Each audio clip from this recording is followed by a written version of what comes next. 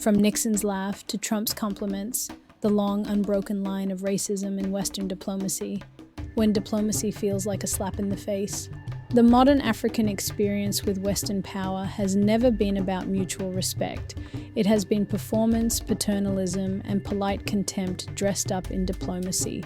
Time and again, the mask slips, and what's underneath is ugly, familiar, and eerily quieted by global institutions that should know better.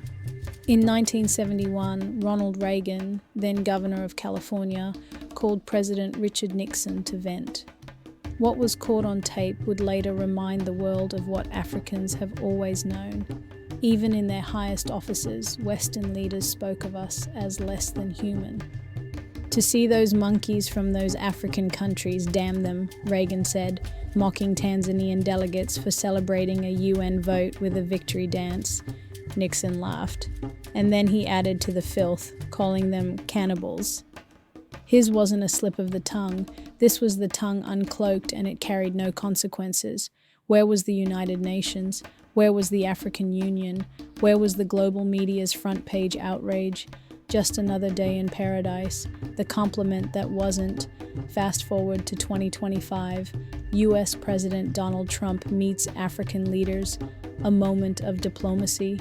Number A, moment of ignorance wrapped in colonial undertones.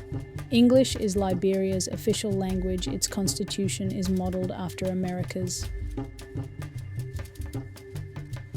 The nation was born from the very legacy of freed Black Americans returning to West Africa. Yet Trump asked the president if he was educated. If the roles were reversed and an African leader asked Trump how he learned to speak so beautifully, would it be called a compliment?